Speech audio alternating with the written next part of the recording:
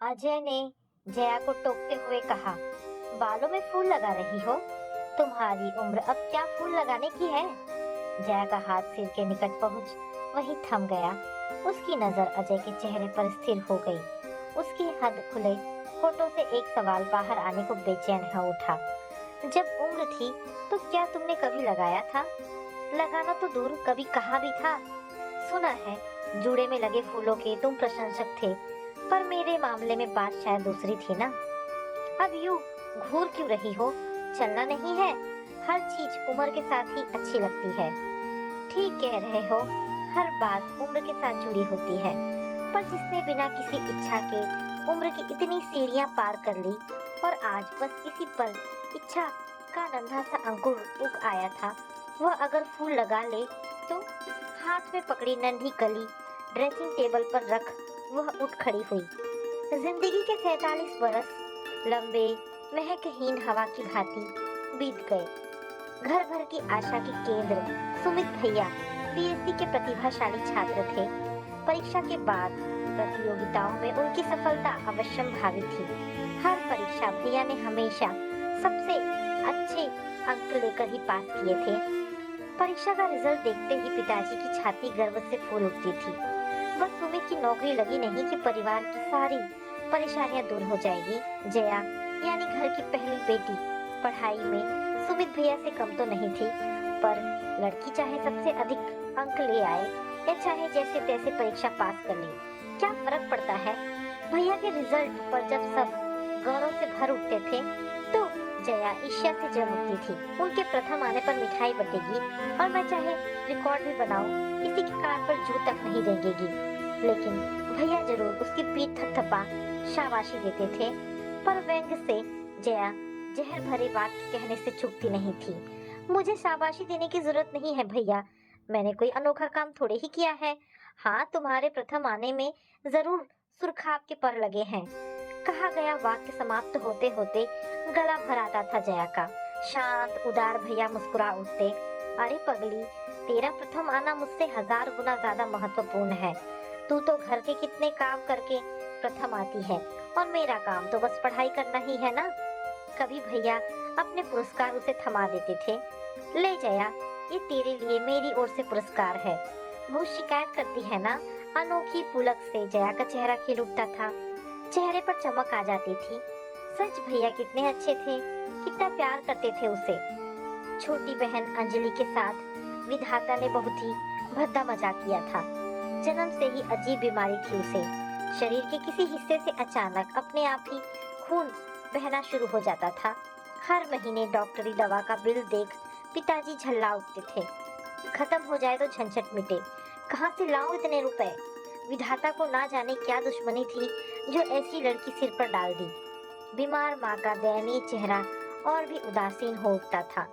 कमरे में बैठी अंजलि अपराध बोध की लज्जा से सिर भी ना उठा पाती थी। सच ही तो था, एक ऑफिस में मामूली क्लर्क, पिताजी की तनख्वाह ही कितनी थी। बड़े बेटे जया की पढ़ाई, उस पर अंजलि की कभी ना खत्म होने वाली बीमारी। ना जाने रोज अपने लिए इतना सब सुन खून बहाती अंजलि जी कैसे रही थी। अंजलि के जन्म के बाद से ही माँ भी ज्यादा करके अस्वस्थ ही रहती। बीमार बेटी की जन्मदात्री होने के अपराध को उन्होंने स्वयं होठ सीकर आजीवन झेला। बेटी की बीमारी पर आए खर्चे को देख माँ ने अपनी बीमारी को कभी जाना नहीं था। जया कभी छोटी बहन के प्रति ममता से भर उठती तो कभी अनावश्यक बोझ समझ झुंझला उठती। 16 वर्षीय जया हाई स्कूल की परीक्षा दे चुकी थी। साथ ही पढ़ रही सुनैना ने सब सहेलियों को घर बुलाया था। सहेली के घर के लॉन के चारों ओर खिले फूलों को देख जया मुग्ध हो उठी थी। इतनी सुंदरता, काश इस सुंदरता को वो हमेशा के लिए अपनी आंखों में समेट पाती। सहेली ने फूलों के प्रति उसका मुग्ध भाव पहचान एक अधखली कली उसके बालों में लगा दी। सभी साथ की सहेलियां मुग्ध हो उठी। हाय जया, कितनी प्यारी लग रही है तू, हमेशा फूल लगाया कर, कितनी खिल रही है। काश जया भागकर आईने में अपने को निहार पाती। हर्षित जया ने पहली बार फूल लगाने का सुख जाना था। काश उसके घर में भी ढेर सारे फूल होते, वह रोज एक नए रंग का फूल लगाती। घर पहुंचते ही दरवाजे से डॉक्टर को वापस जाते देख आशंका से जया का दिल धड़क उठा था। बैठक में असहाय पेट दर्द की पीड़ा से चारपाई पर सुमित भैया छटपटा रहे थे। जया को देखते ही पिता जी गुस्से से बरस उठे थे। कहाँ गई थी? भाई घर में बीमार पड़ा है, ये कोई समय है घर लौटने का? तभी उनकी नजर बालों से झांकती अधखिली कली पर पड़ गई थी। ये क्या फूल लगाए घूमती है बेशरम? एक जोरदार थप्पड़ जया के मुंह पर पड़ गया था। दर्द से छटपटाते भैया कराह उठे थे। नहीं पिताजी, माँ ने धीमे से उसे अपने आंचल में कर लिया था। गुस्से, अपमान, आक्रोश से जया का रोम रोम जल उठा था। जी चाहा था ढेर सारे फूल लाकर एक एक बाल में पिरो ले, पिताजी को दिखाए, पर क्या उस दिन के बाद कभी वह एक फूल भी लगा सकी? भैया को डॉक्टर ने अस्पताल में टेस्ट कराने की सलाह दी थी। दूसरे दिन पूरे चेकअप के बाद अगले दिन डॉक्टर ने गंभीर स्वर में पिताजी को जो कुछ बताया था उसका अर्थ था कि सुमित भैया की दोनों किडनी एकदम खराब हो गई है। क्या? पिताजी पर तो मानो वज्रपात हुआ था। ऐसी अविश्वसनीय बात पर वो कैसे विश्वास करे? इससे पहले तो सुमित ने कभी किसी तकलीफ की शिकायत नहीं की थी। जया को तब याद आया, अक्सर भैया के पेट में दर्द उठा करता था, बुखार भी शायद हो जाया करता था। माँ हींग अजवाइन का पानी उन्हें पिलाती थी। घर की स्थिति भैया से छिपी तो नहीं थी। कितनी बार असहनीय दर्द भी पेट खराब है का बहाना बना भैया झेल जाते थे।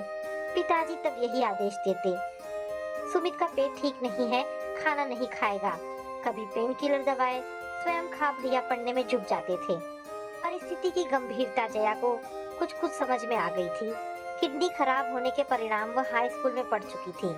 भैया का उदास बुझा चेहरा देख वह रो उठती थी। कहाँ गया वह तेजस्वी चेहरा? भैया ने अपनी इस बीमारी को भी कितनी शांति से झेला था। अस्पताल में निःशब्द पड़े भैया छत निहारते रहते थे। भैया की बीमारी से पिताजी असमय बूढ़े हो गए थे। माँ का चेहरा सूख के काला हो गया था। इन सब के बीच में अंजलि की बीमारी की सुध ही नहीं रह गई थी। एक दिन अचानक जया की नजर अंजलि पर पड़ गई थी। पाँव से बहते खून को कपड़े से पोंछती अंजलि के आंसू बह रहे थे। करुणा और ममता से जया का मन भर आया। इतना खून बह रहा है, अंजू बताया क्यों नहीं? बचपन से जया छोटी बहन का नाम का उच्चारण अंजू ही करती आई थी। कई दिनों से अपना दुख अपने में पीती अंजलि बहन से लिपट रो पड़ी थी। मैं मर जाऊं दीदी, पर भैया अच्छे हो जाएं। ऐसा नहीं कहते पगली, भैया जरूर अच्छे हो जाएंगे। भगवान, इतना अन्याय कभी नहीं हो सकता। अंजू, दोनों बहनें लिपट कर रो पड़ी थी। माँ भैया की चारपाई के पास से एक पल को भी नहीं उठती थी। पिताजी अस्पताल के चक्कर लगाते सूख रहे थे। प्रोविडेंट फंड से उधार ले घर गिरवी रख भैया को दिल्ली ले जाया गया। डॉक्टरों ने तुरंत किडनी ट्रांसप्लांटेशन की राय दी थी।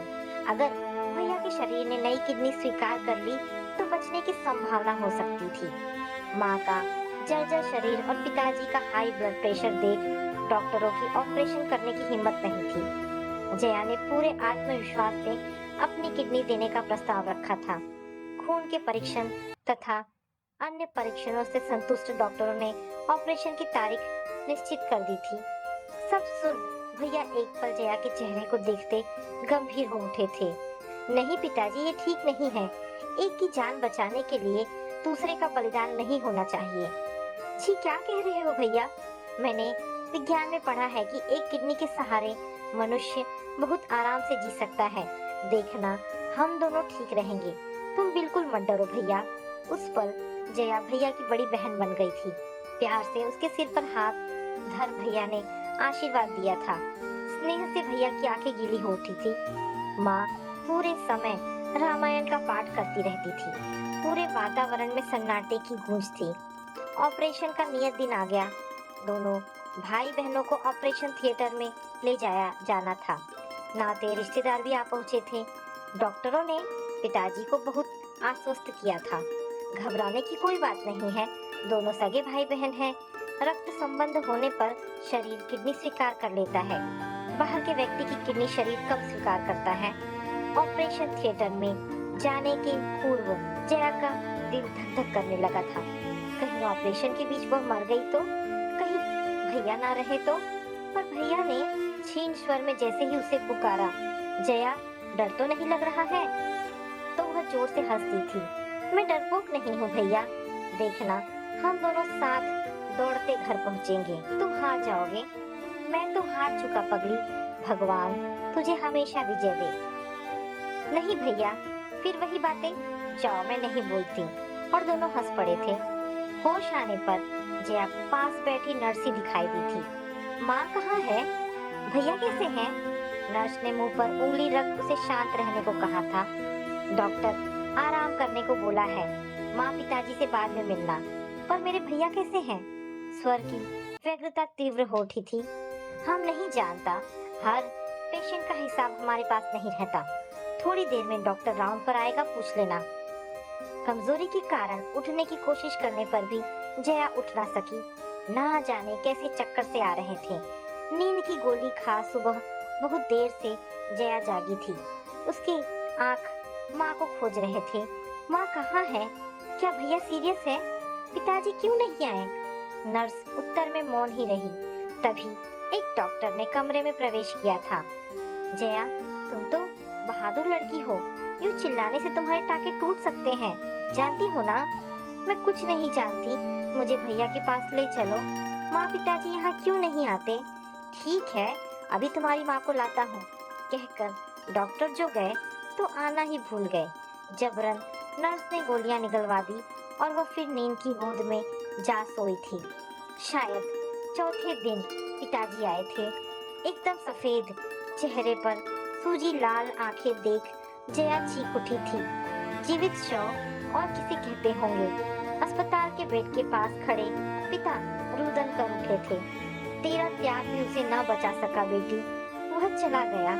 हमारा सुमित हमें छोड़ गया बेटी। सुमित भैया, जया चीख कर रो पड़ी थी। आवाज सुन डॉक्टर भागे आए थे। पिता को कंधे से पकड़ पास ही कुर्सी पर बिठाया था। अरे ये क्या कर रहे हैं मनोहर नाथ जी? अब तो अपनी इस बेटी का मुंह देखकर संतोष कीजिए, कहीं इसके टाके टूट गए तो मुश्किल हो जाएगी। इशारा पाते ही नर्स ने जया के हाथों में इंजेक्शन दे उसे शांत कर दिया।